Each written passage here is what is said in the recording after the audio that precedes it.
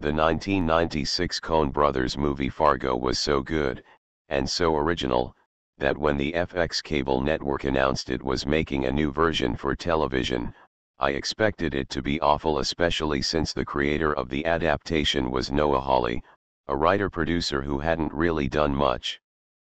But Hawley's Fargo wasn't a straight remake, it was a sly and fun salute, capturing the mood and spirit of the original movie without borrowing any of its specific plots or characters. Billy Bob Thornton starred as a malevolent hitman and Martin Freeman was the quiet Midwesterner caught in his web. That Fargo miniseries wasn't just good. It was great. So when Hawley and FX decided to reboot, start from scratch, and do a second season of Fargo with new actors and characters, once again, I wasn't expecting much. After all, I'd seen season 2 of HBO's True Detective, which proved how hard it was to get lightning to strike twice. But season 2 of Fargo, with Gene Smart and Ted Danson among its many treats, was just as wonderful and just as delightfully unpredictable. Then Hawley went off and made another FX series adaptation, of a Marvel Comics character named Legion, and it, too, was a major creative success. So now, with the third season of Fargo arriving tonight on FX, my expectations are in danger of being too high, rather than too low. But based on the opening hour, Fargo is on track to be 3 for 3. For starters, there's a death scene worthy of a Roadrunner cartoon.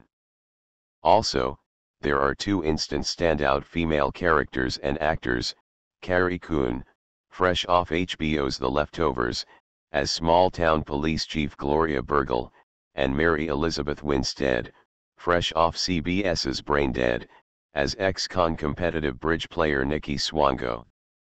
There are also 2 breakout male characters, brothers Emmett and Ray Stussy. Both of them are played by Ewan McGregor, and it's a very impressive acting display. Emmett is sharp-looking and successful.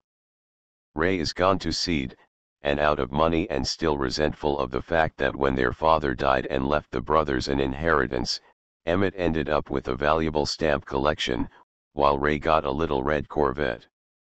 Decades later, as Ray comes to Emmett to ask for money to buy Nikki an engagement ring, the brothers are still fighting about it. The jealousy over the stamps leads, in the opening episode, to a botched theft, which, in turn, leads to murder, and sets another intriguing season of Fargo in motion. The acting here is as good as the writing, and the visuals built, as with season 1, around the isolated snow and ice of the Midwest are like paintings that move. And for current or former stamp collectors, this new Fargo even suggests a memorable moral: philately will get you nowhere. Friday on Netflix, there's another noteworthy return. This time it's Bill Nye, whose Disney Channel series Bill Nye the Science Guy made him a geeky rock star of sorts to the millennial generation. Now he's back, with a new science series called Bill Nye Saves the World. This time Nye's show is aimed at adults and aimed, specifically, to tackle such third-rail topics as health, vaccines and climate change. In his shows, Nye conducts experiments, sends his correspondents across the globe to report on rising water levels in Venice and polio vaccines in India, and interviews studio guests. The show works so well because it relies so strongly upon scientific and provable facts.